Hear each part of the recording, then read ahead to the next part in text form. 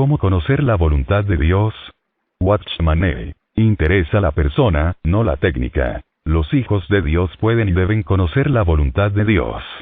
El conocimiento de la voluntad de Dios se relaciona con la persona, y no tiene nada que ver con la técnica. Cuando el Señor atrae a los hombres, a algunos los atrae por medio de su intelecto, a otros les conmueve sus emociones y aún a otros por medio de su voluntad. Por lo general, la voluntad es el medio que Dios menos utiliza para atraer a los hombres. Muchos aman las verdades de la Biblia.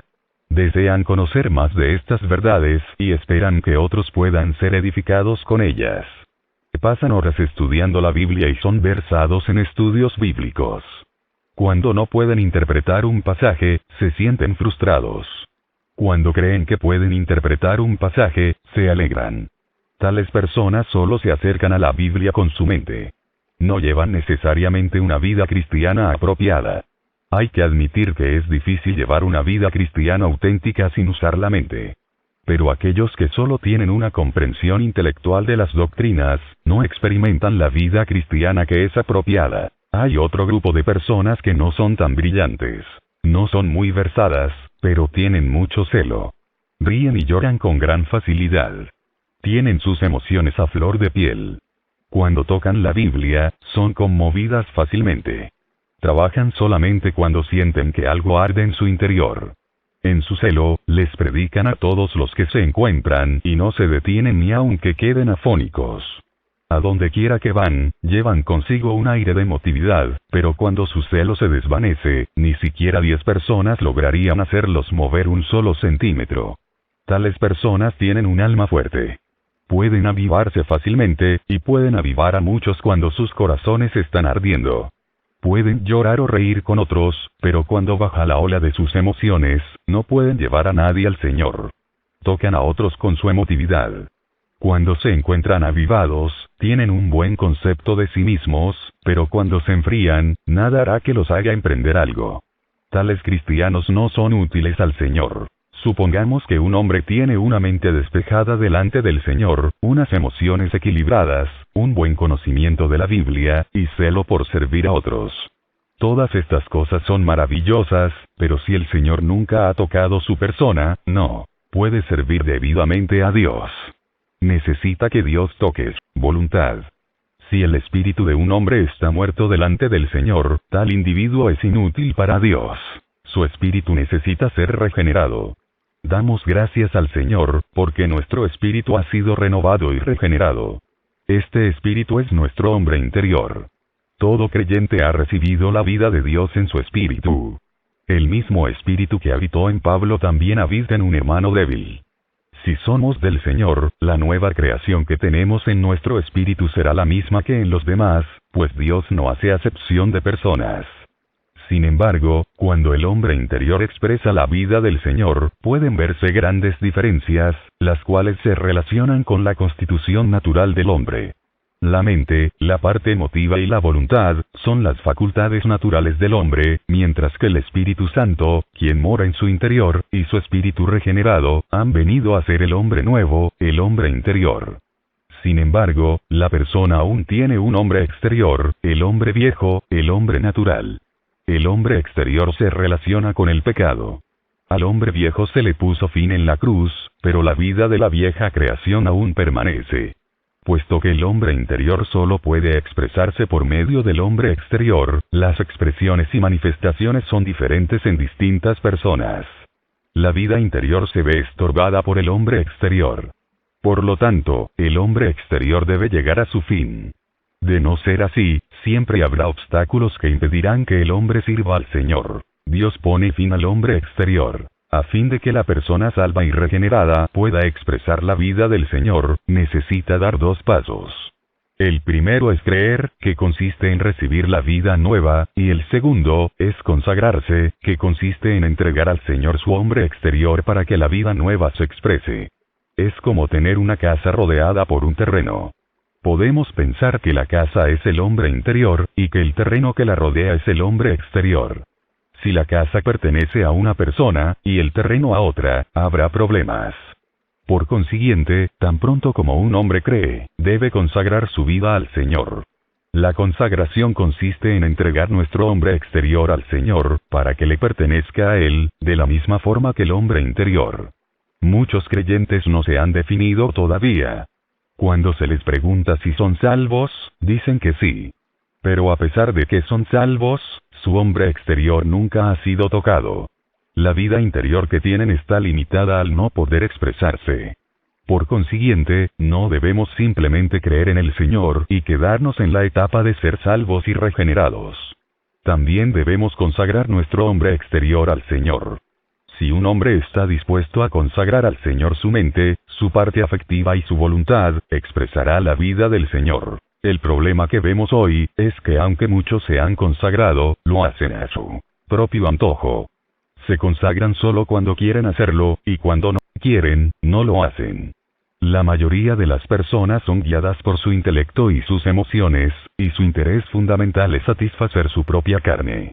Muchos se comunican con el Señor valiéndose de su mente y de sus emociones.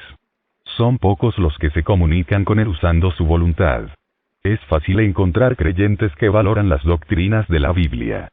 Si les explican bien Mateo 24 o Apocalipsis, se complacen en escuchar tales mensajes.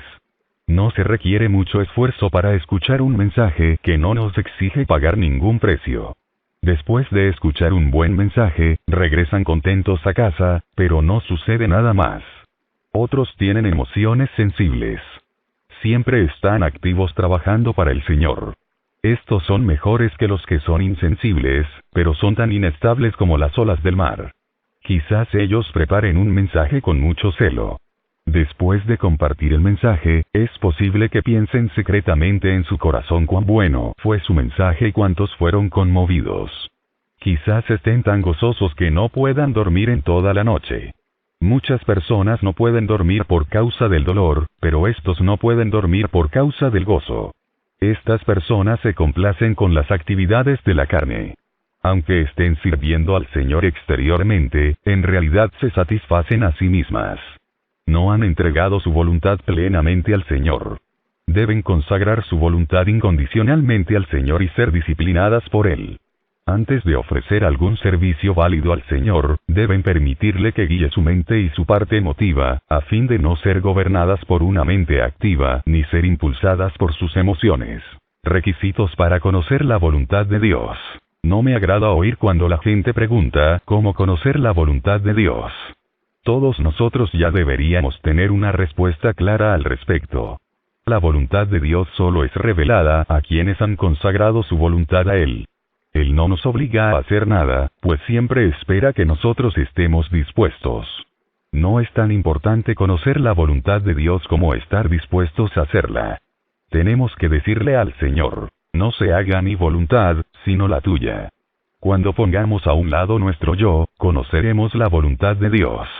Una vez en una reunión de hermanas en Amchou, dos hermanas me preguntaron si la voluntad de Dios se basaba en las circunstancias, en la Biblia o en otros principios. Al escuchar esto, me afligí mucho, y les respondí de una manera severa, aunque en mi corazón no había dureza. Conocer la voluntad de Dios no es un asunto de métodos. Ustedes pueden tener los mejores métodos, y aplicarlos en detalle, paso a paso, pero aún seguirán sin conocer la voluntad de Dios. Mientras hablaba, mis ojos estaban fijos en las dos hermanas. Entonces les pregunté, ¿qué clase de personas son ustedes? El conocimiento que una persona tenga de la voluntad de Dios tiene que ver con la persona misma. Si la persona no es recta, el método no producirá ningún resultado. ¿Puede Dios revelar su voluntad a personas como ustedes? No necesitan hacer muchas preguntas, no necesitan pedirle métodos a Dios. Dios puede revelar su voluntad de muchas formas. Puede revelarla por medio del viento, del trueno, de un niño o de una burra. Solo necesitan preguntarse si personas como ustedes son aptas para conocer la voluntad de Dios. En Génesis 18, cuando Dios estaba a punto de destruir la ciudad de Sodoma, fue a ver a Abraham, porque no podía ocultarle lo que iba a hacer. Abraham era amigo de Dios, Jac. Santiago 2:23, él no era un esclavo de Dios, porque el esclavo no sabe lo que hace su señor. Solo el amigo conoce la mente de un amigo, Juan 15:15. No había barreras entre Abraham y Dios, y por esto Dios no podía ocultar lo que iba a hacer. Lot era pariente de Abraham. Él pudo haber tenido mucho conocimiento espiritual, pero Dios no habló con él. Solo habló con Abraham.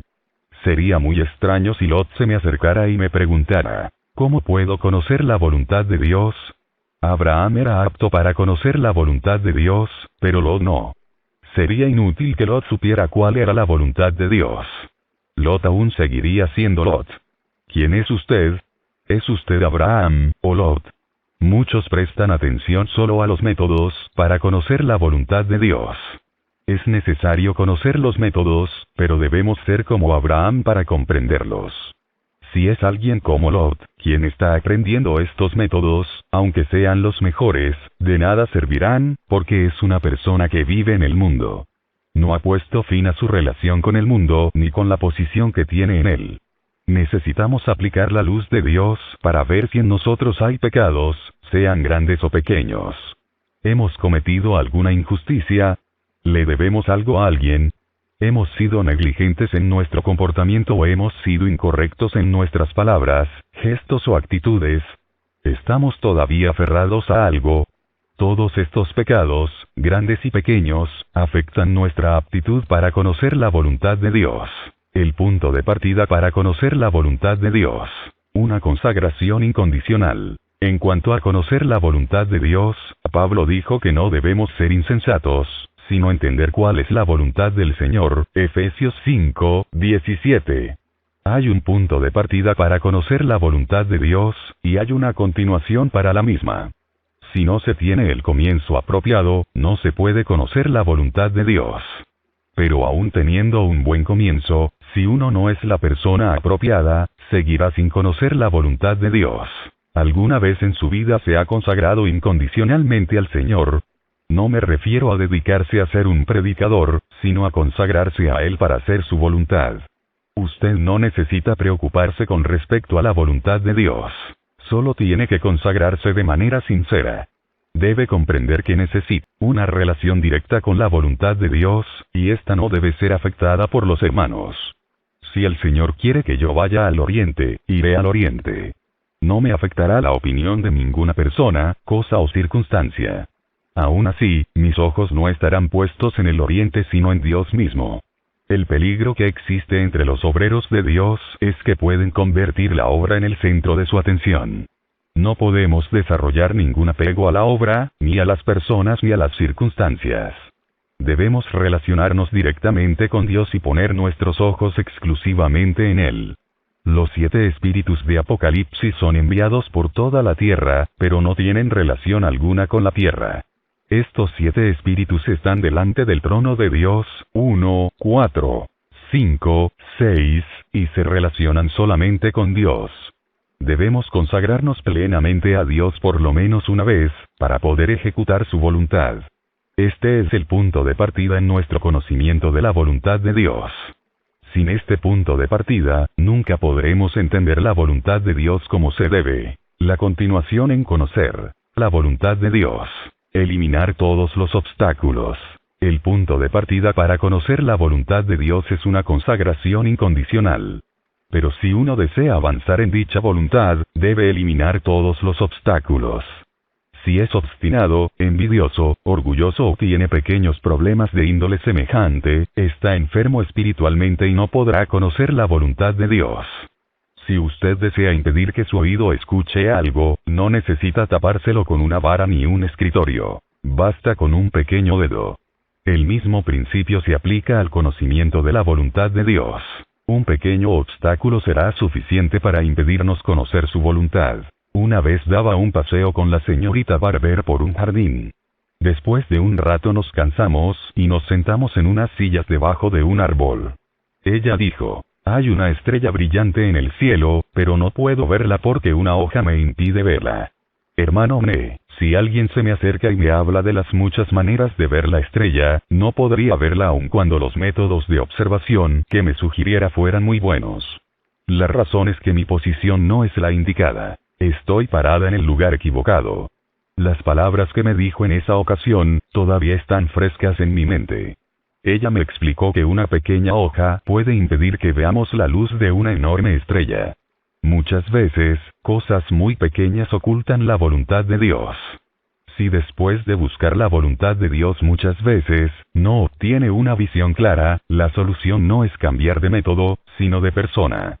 Si descubre que no puede conocer la voluntad de Dios, esto indica que algo se interpone entre usted y Dios. Puede ser que ya Dios le haya hablado y que usted no haya estado dispuesto a obedecerlo.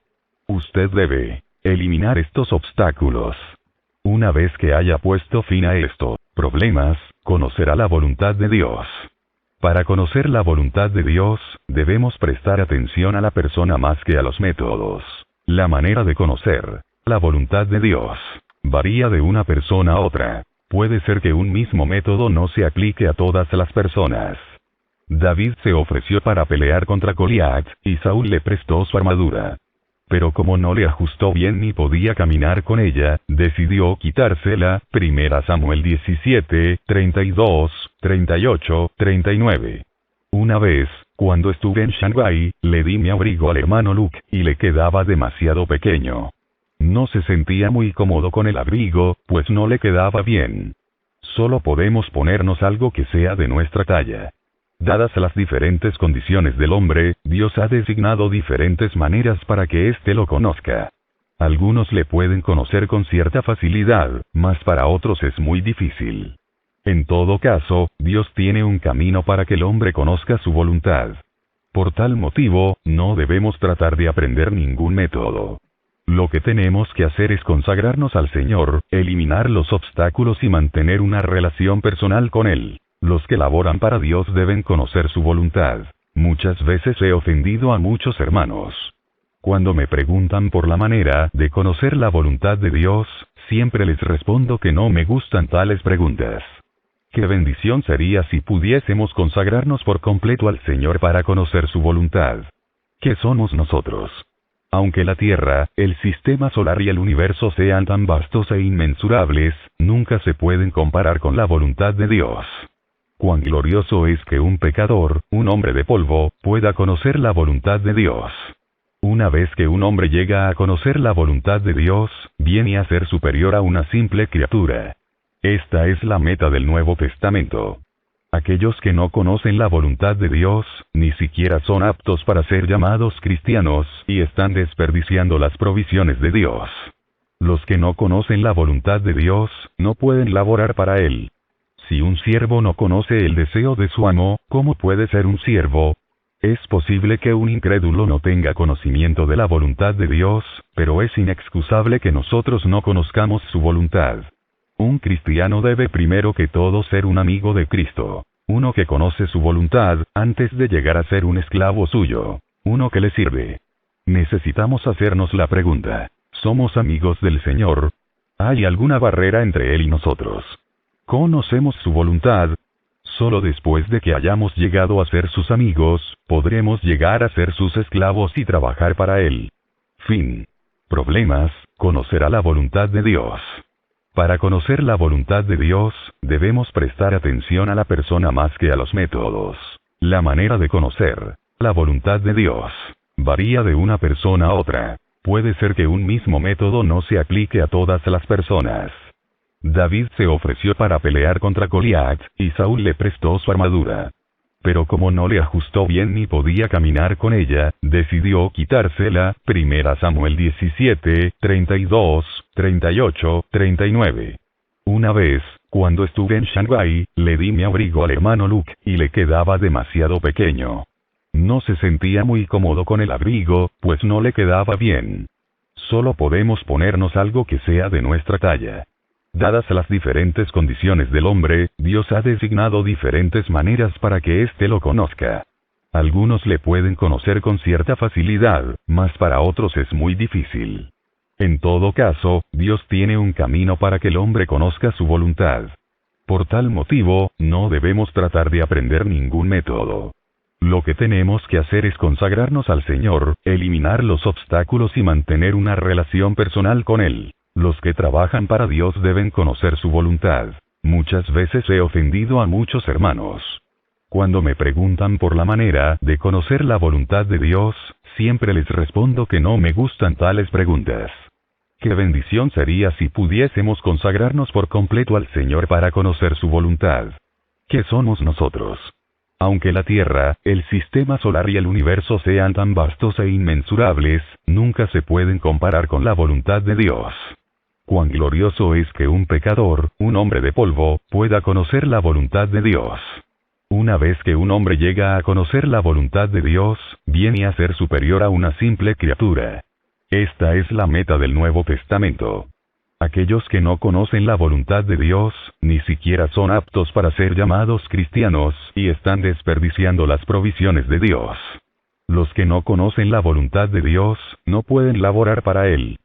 Si un siervo no conoce el deseo de su amo, ¿cómo puede ser un siervo?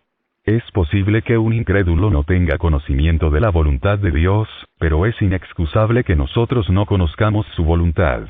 Un cristiano debe primero que todo ser un amigo de Cristo. Uno que conoce su voluntad, antes de llegar a ser un esclavo suyo. Uno que le sirve. Necesitamos hacernos la pregunta: ¿somos amigos del Señor? ¿Hay alguna barrera entre Él y nosotros? ¿Conocemos su voluntad? Solo después de que hayamos llegado a ser sus amigos, podremos llegar a ser sus esclavos y trabajar para Él. Fin.